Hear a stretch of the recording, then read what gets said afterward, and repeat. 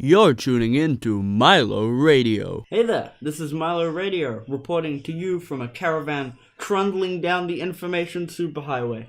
I'm currently jacked into your dimension through a military winch tech hacking device attached to my state-of-the-art virtual boy. Anyway, this is my favorite things of the year and not of the year. Good things list. This is unscripted. I think it's more genuine. I don't think I could put into words these things, and I feel like it's more interesting if I don't have a script. I can put my feelings out better. So, I'm going to start with Category 1, my favorite games of the year. Now, these aren't necessarily games that came out this year. These are games that I played this year and got really into this year. The first one is The Beginner's Guide. And wow, I played this earlier this year, and it ends on a black screen, and I just sat there and stared and thought about what I just played for a while. I won't spoil anything, but it is one of the greatest plots I've ever had in a video game. It's not perfect, not by any means, and once you find out some revelations about the story, it's not as fun to go back and play again and go through. But that first time, your suspension of disbelief or suspension of reality just kicks in, and you are just along for the ride. And it's an emotional roller coaster. It's a really, really amazing game. Go play it. Number 2 is Hollow Knight, and I have put in like 90 hours into this game. It's a hand-drawn Metroidvania with an emphasis on combat set in a ruined kingdom of bugs that's been infected by a plague. And you just sort of wander through it and fight massive, incredible bosses and engage in this fluid, great combat and find amazing upgrades and explore these beautiful hand-painted areas. And oh my god, it's such a pretty game and the gameplay is so fun and I just want to play it forever. I have almost finished it. I'm up to the true final boss and the harder true final boss, and I can't do it. It's very hard. I've been trying for ages, but it's a real challenge. This game is very challenging. Go buy it right now. I bought the collector's edition, the physical box, and it's such a good game. It's just the progression and everything is amazing. It's really incredible. And the world is so intriguing. All the characters and NPCs are really unique and interesting to be around, and I really enjoy just sort of being in the world. It's a great game. Number 3 is Quadrilateral Cowboy. Now, this came out in 2016, and I played it that year, and I thought it was okay. I didn't get to the end of it. This year, I actually played it all the way through, and I've ended up playing through it 4 or 5 times, because it is now one of my favorite games ever. Oh my god, this game. I'd describe it as modem punk, which means it's like cyberpunk, but with old, terrible technology. Like ASCII interfaces and really old sort of stuff. That sort of almost 90s, early 90s, late 80s technology style. Big CRT monitors and that sort of thing. It is set in Novos Airs, a sort of futuristic, grungy, intergalactic South America, and you are a thief, hacker, heist doer person who answers only to the highest bidder, and you go into these levels and solve them through hacking into doors and things through an actual command line interface on your computer in game. And so, for instance, you type in door3.open I think it's colon 3 colon, and that makes the door open for 3 seconds. And eventually you start unlocking more and more gadgets that wouldn't be out of place in like a 70s Bond movie, like little robot drones that can climb through hatches and hack things, and guns in suitcases, and you have to use them to solve progressively more and more fiendish levels and puzzles in this incredibly detailed and interesting world with great set pieces and story and just it's good, but there's not enough of it. It's a short game. There's only about 3 really good mods. And I'd love to get into modding, but it really seems like an obtuse process, so... Buy this game. Buy it right now. It is so good. Lastly, for my favorite games of the year, is Reign's Her Majesty. Now, this is an iOS game. I think there's a PC port, in which you play as the queen of a country. And all your decisions are sent to you and your only way to answer them is through a left or a right swipe, each for different decisions. So for instance, someone might ask you, hey, your dress is too risque, stop wearing these dresses. The church asks you that, and you can say, no, go away, or yeah, okay. And if you say yeah, okay, your popularity with the people will go down, but your popularity with the church will go up, and vice versa. Now, you have 4 gauges to keep track of: church, military, wealth, and people, and popularity amongst the people. And if any of them get to the bottom or the top, you fail. So you have to carefully intermanage them whilst moving along your own agenda to follow a longer plot. The plot is that you are the Ever Queen, and you will be reborn into a new body with all your old memories every time you die. So you must further an agenda and follow the word of an all-mother, a god being, to just sort of do things and eventually reach an ending. And it is a enthralling game with interesting storytelling and fun mechanics and plenty of black humor, and it's a good game. I've said that for every game, but these are all really top quality games. Play them immediately. Now we're on to my favorite games ever. And we're starting this off with Quadrilateral Cowboy. For all the reasons above, I cannot stress enough how good a game this is. Go play it now. It's not long enough, but it's good. It's really good. Next is Animal Crossing, New Leaf specifically. I played Wild World when I was very young and didn't know how it worked, didn't understand it. But I have poured nearly 300 hours into New Leaf, and I will pour many more into it. Now, Animal Crossing is the weirdest game because its concept is hang out in a village and relax and fish and catch bugs and sell them and buy furniture and rearrange your house maybe, talk to people, do chores, send mail, pay off your loan. It's a very mundane game, but there's something about it and its presentation and music and style that is just it's just really calming.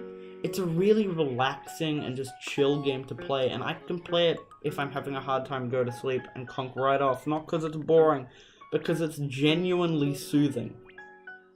It's a game to play when you're sad or worried or just when you need to chill out. And it's such a good game. There's so much to do in this serene sort of setting, and you can travel to friends' towns and collect music and bugs and go to the museum and buy clothing and design your own and go to an island and play mini games online. It's just fun. It's just such a fun game. The characters are great. You get really attached to these animal NPCs, which are... It's dumb, but I was really sad when the hippo Bertha left my town. I was really emotional. But yeah, it's an amazing game. All the Animal Crossings, if I've heard correctly, are, but I've only got experience with New Leaf, so... If you have a 3DS, New Leaf is, like, a must-have. Even if you don't think you'll like it, you will like it. You will definitely like it. Next is Legend of Zelda Ocarina of Time.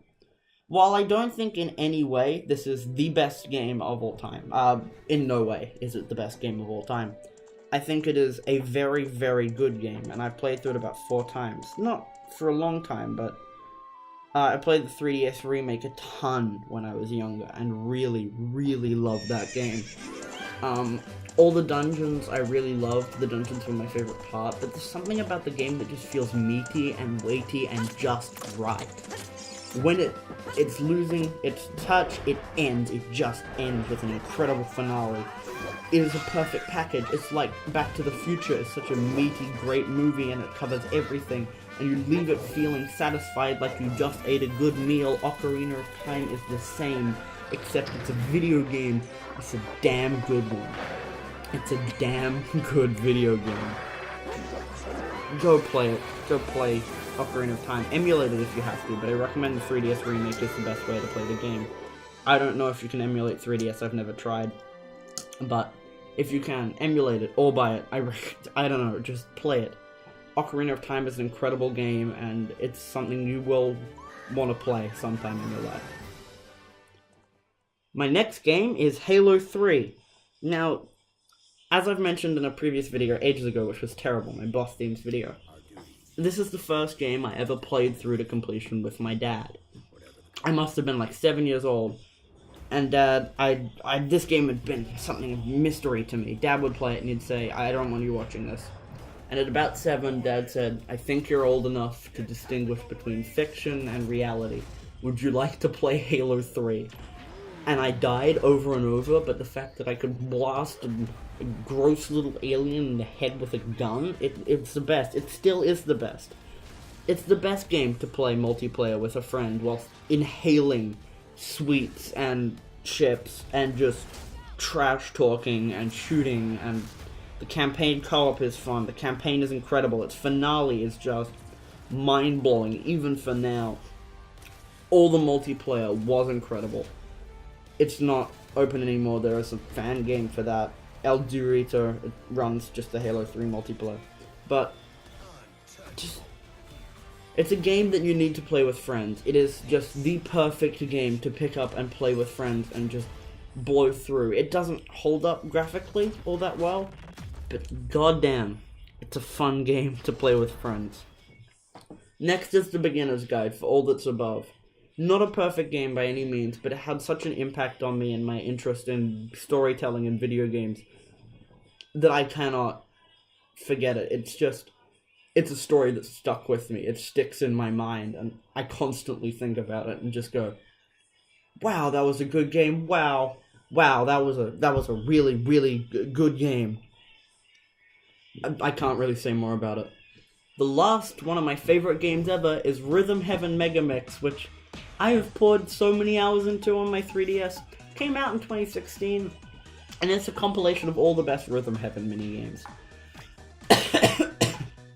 Now, if you've never played Rhythm Heaven is a collection of really simple rhythm games about just tapping along to the beat, but they're just a bizarre mix of scenarios and interesting things. And once you've done a whole number of these minigames, you get a remix, in which all 4 of them are mashed together and you have to quickly change between them as it flashes between different minigames. It sounds simple, and it really is, but there's a lot of depth in managing to get perfect scores and A+ rankings on every single level, which I will manage one day. All of the levels are fabulous. They feel great and just are fun to play. There are none of them that I did not like, and I will just play through them infinitely. All the music is great. It's catchy and upbeat and poppy a lot of the time, but it's fun and it suits the game style immensely. It's an incredible game. It really, really is, and it's something that's flew through under a lot of radars. Buy it, buy it, buy it. Get a 3DS and play it. Just do it. It's good. Now, up onto my third category. Games to look forward to in 2018. The first one is Knuckle Sandwich. And I played this game at PAX this year, and I was laughing like once every 20 seconds, which is the highest time to laugh ratio I think I have ever seen in my life in any video game. It's hilarious. It is funny. It's not like meta humor. It's not cheap humor. It's actually just genuinely funny dialogue and character interactions and animations. The battle system is really, really fun and interesting. All the animation and art is great. It just looks like a really good time. It seems like a game that understands what it is, which is a dumb, funny RPG with good combat and jokes. And it looks like a good time, and I'm excited to play it. The developer put on Twitter recently a image that says, "This is the year you'll get to play this dumb game." So I'm very excited to play this dumb game. Seriously, go check it out. Go watch all the gameplay. I think there's something really special about it. Number 2 is UFO 50, and I had this on a list. I have a list of games that will be special, and UFO 50 was on there, and I don't remember when I put it on, but I looked back and looked at the trailer, and yeah, hot damn, this is gonna be special. UFO 50 is a collection of 50 different little games by different indie developers. It was started by Derek Yu, the guy who made Spelunky, that it's his sort of project. But loads of different indie developers got on, and it's a chance to do Action 52 right. If you don't know, Action 52 was a terrible NES bootleg cartridge which said 52 action-packed games, and actually it was 50 terrible games. 52 terrible games. So UFO 50 is a chance to do it right, and it looks right. All of the games shown look really interesting and unique, and I'm just excited to play them. Like, really, really excited. Next game is Burrito Galaxy, and this is my most anticipated game probably ever. It's Burrito Galaxy 65. You play as a blue bean thing that fell from space, and you got a big old arm, and you gotta lay down the smacks on little guys, and chat with things, and it's all pretty and colorful and cartoony and funny and charming and unique. And the main platforming mechanic is that you have heelys in the back of your shoes, so you can like roll down hills and do jumps. Just have to get home and explore it, and it seems to have a really intrinsic understanding of what fun is. It's one of those games you can look at a screenshot and go, that's a fun game, that's a very fun game. I don't know how to put into words how excited about this game I am. For once, there's a game that doesn't need to do anything or have a major selling point. Its major selling point is that it's fun, it's a good time, it's something really, really special. Like Katamari or any of the works oh my god, I forgot the game designer's name. Guy who made what, and Katamari, I've forgotten, I'll put this in post. All of his games have a really intrinsic understanding of what fun is, and Burrito Galaxy seems to really follow along and suit with those. Next is Burn Band. Excuse me, I need to cough again. I don't usually talk for this long. Next one is Burn Band. Now, Burn Band was a game that came out in 2014 where you explored a sort of Star Wars-esque low-poly city. And now the game developer, Tom Berghart? I don't remember. Is making a new one. And it just looks amazing. You play as a little guy with two little arms in this big sort of cyberpunk grungy city. Maybe cyberpunk, just looks like a sort of grungy future city. But there's some real beauty in it, and it just seems like a game where you could just sit and relax and watch things. You'd always see something interesting. All of the environments are incredibly detailed and interesting in their own sort of low-res, cartoony way. And it's just a place that looks like somewhere I want to explore. A setting that I just want to walk around and revel in and be consumed by and just interact with and be in. It's one of those settings that's so intrinsically interesting that you just want to be there.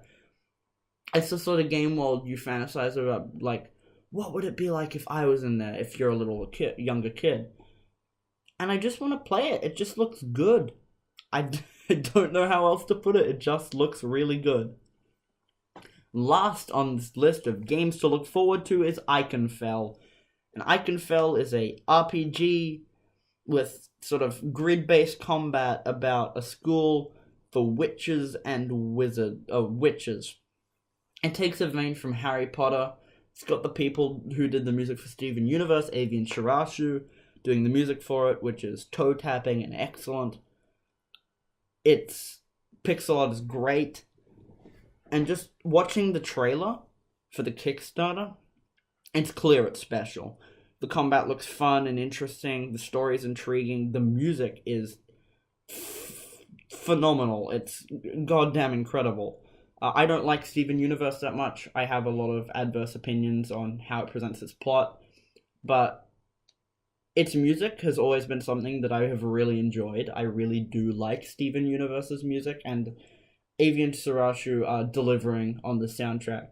and I can't wait to play it. Even if the game is a complete bomb, which I don't think it will be, the soundtrack will still be amazing, and I'll listen to it while I play a crappy game. Now, here we go. We're going to go through this one faster. This is the list of other rad games. These are games that I don't think are my favorite games ever, or really my favorite games of this year. I didn't even necessarily play them this year, but they're great games nonetheless. 1. Super Brothers Sword and Sorcery EP. It's a remedy for acute soul sickness. It's a point-and-click adventure game with serene sort of environments and incredible music by Jim Guthrie, and a real introspective, quiet trip through fantastical locations and interesting creatures. And the brief bits of combat are really, really brilliant. It's a game you need to play on tablet. Don't play it on PC. It does not work on PC, but a phenomenal game. Next is Vignettes, another iOS game. In this game, you rotate items and they turn into other items, and that's it. And you sort of discover new items and have to discover them all. And it's more a game about trying to experiment with things and going, whoa, oh, that's a cool new thing, oh. It's really pretty, it has a really sort of no outlines, pastel color look, and it pops, it has a really interesting style, and it's just fun. It's not a game you play for any purpose, it's just a game you play to go, ooh, that's pretty, oh, that's nice. It's a good time. Next is Dujana, an artsy claymation game set in a fictional Muslim country about learning to accept death. And it sounds pretentious, but it's not. It's one of those artsy games which is interesting and has an interesting meaning, but doesn't hold itself above anything. It's not extremely pretentious. It's dark and moody, and it has incredible things to find within it, even if it isn't very long. The visuals are great. It's all made in claymation, or clay, and it looks great. It reminds me a lot of the style of Hylix, another claymation game, but it's its own thing too. It mixes together metal and wires and clay, and go play it. It's a really, really, really good game. It's got some hilarious humor too. The sort of setting and atmosphere is usually so dense that when you finally get those brief moments of humor, it really, really does something for it. It's hilarious. It pokes through the dense moodiness and just pokes fun at things, and it's great. It's a really great game. Next is Gora. Gora is a puzzle game about something. There's definitely an underlying premise, but God knows if I know what it is. It's a really interesting puzzle game about sliding around tiles, and it has a plot line? I can't say it's not pretentious. Gora reeks of it. But that doesn't mean its gameplay is bad, or that its story, if it has one, is bad. It's really enjoyable, and its puzzles are great. And just being along for the ride is really good. I don't care about it enough to search for a meaning in it. I'm sure there is some intended meaning, and I can gain a little from it, but the story is so obtusely told that I don't think it's a game you should play for its meaning. I think it's a game you should play for its game, and its game is very, very good. Scratchy throat, sorry. Next is Super Hexagon. Super Hexagon is a game where you are a triangle rotating from the inside of a hexagon to the outside while things come in at you. You rotate around and you dodge the things to a thumping electronic soundtrack, and it's hard as nails, but it's fun, it's quick, and it's addictive. Next is Suits, a business RPG. It's a game made in RPG Maker, and it costs $1 on Steam. It's about a capitalist apocalypse in which everyone is under this one big corporation, and it's creepy and interesting and funny and kind of moody and very rough around the edges, but really fun to play. It's short, but it's $1 on Steam, so if you're interested, go pick it up. Hover. Used to be called Hover Revolt of Gamers, which is the worst subtitle I've ever heard in my life, but thank God they removed it. Hover is a kickstarted spiritual successor to Jet Set Radio, and while I don't think it matches the high heights that it had set out for it, it's a damn good game. The movement is fluid and fun and joyful, and I like just flipping around and exploring its world. Admittedly, the writing is god-awful. It uses words like noob and hacksaws, and it reeks of 40-year-olds trying to be cool and knowing what's hip with the kids. The writing's bad, and if you find that sort of stuff unbearable, you will not be able to bear this game. But if you love great movement systems, this is something really special. Next is Happy World by Jimmy Maseraki, or Jimmy Maslaki, or whatever he's calling himself on social media at this current moment in time. It's a cute and happy game about restoring happiness to 3 worlds, and underneath it hides allusions to suicide and creepiness and just general unsettling stuff. If you're interested in the sort of metagame genre, play it now. It's free, it's good, it's really good. Next is High Hell. High Hell is a game that doesn't waste time on plot, so I'm not going to waste time trying to make one for it. You are hero, they are bad, you shoot them very, very fast. It's a game built from the ground up for speedrunning, and most of its levels can be beat really quickly. You can move fast, shoot, look down your sights, shoot, and kick, and that's it.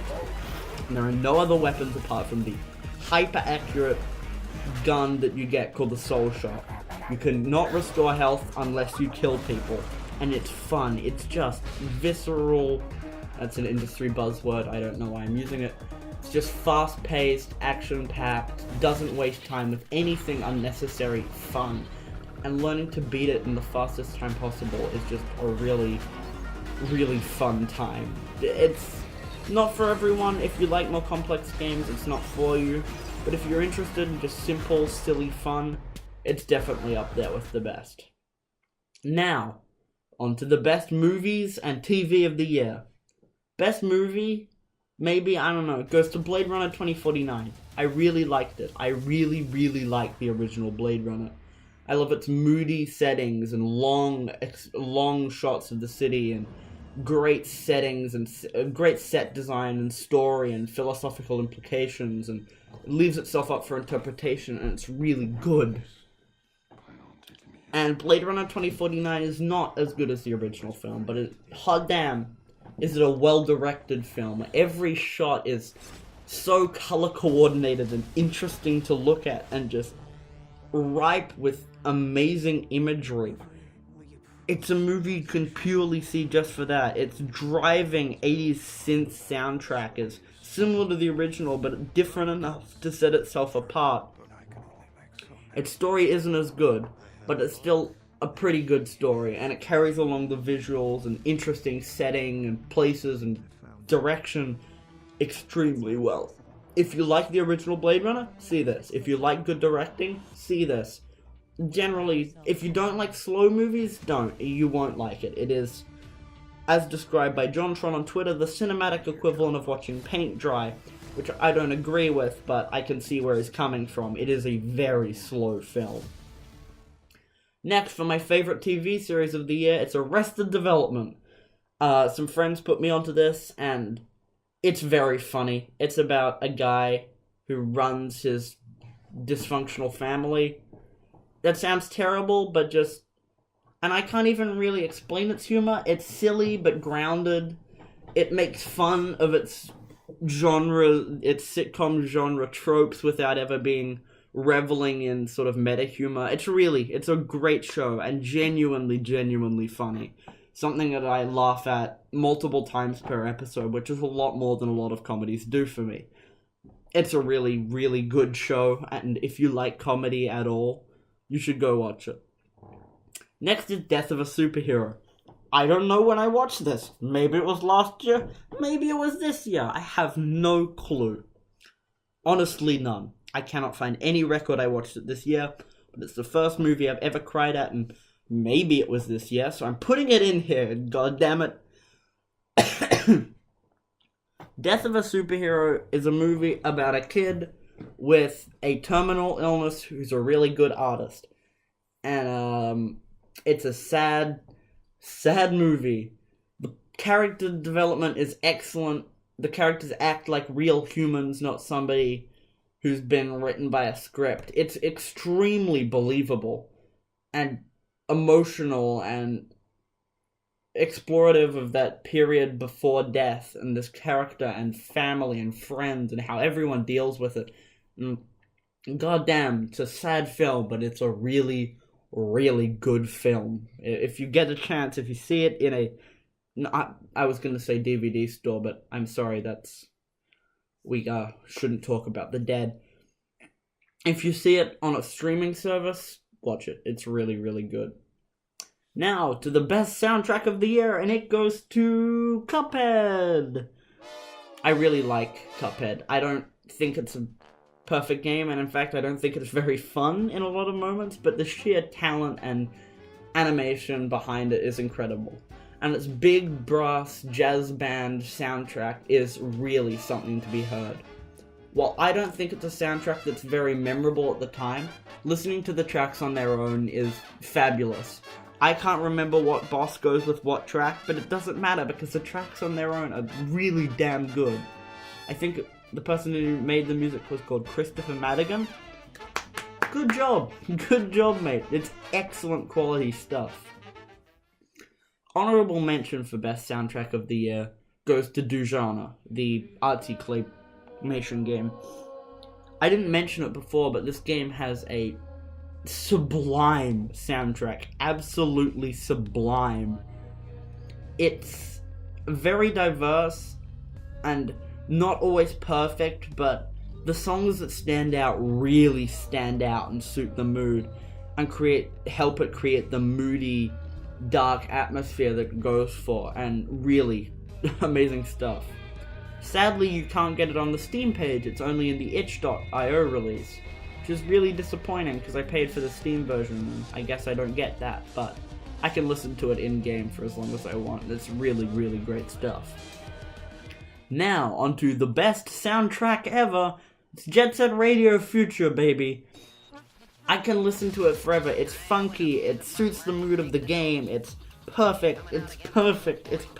Every song is a joy to listen to, from Hideki Naguma's contributions to Bis, or Beast, whatever you want to call it, to Chiba Mato, to the Latch Brothers, to whoever wrote Aisle 10, which is, I think, probably the weak link on the soundtrack. I love it.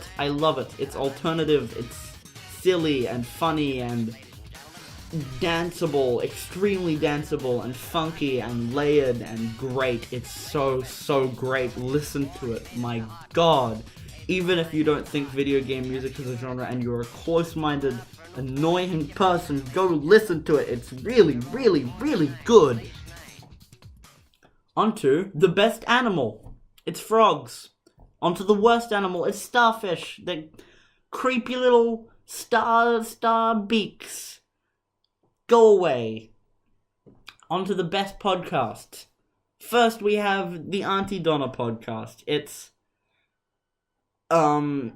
hilarious. It's weird. It's absurd. It's an absurdist improv podcast with comedy guests by a Melbourne-based comedy group called Auntie Donna. It's ridiculous and at times uncomfortable and vulgar, but it's very funny. It's very, very, very funny. I recommend giving it a shot. And even if you don't like it, listen to about 3 episodes. By the time you start to get their style, you'll really, really start to get their style and enjoy it. Their sketch comedy's harder to get into, but really great as well. Next best podcast is the Rebel Taxi Pizza Party podcast, which is always entertainingly awkward, but genuinely filled with passion. It's about animation mostly, and guests, and one guy making a fool of himself the entire time. But it's good. It's a really great podcast, and it's informative and interesting, and the guests are usually great, even if the regulars kind of ruin it sometimes with their general embarrassing antics. It's fun, though. It's a fun podcast to listen to, even if it is a little devoid of meaning or substance at all. And the next best podcast is the Please Stop Talking podcast. and I haven't listened to it in a fair while, but the Please Stop Talking podcast is excellent. It's very, very funny. I laughed my ass off at episode 2. It can be a bit annoying, they do interrupt each other a lot, but I can't say I didn't enjoy it. I really, really do. And the final award of the night is for the best robotic fish, and that goes to RoboFish. It's alive, it swims and things. Thank you for watching.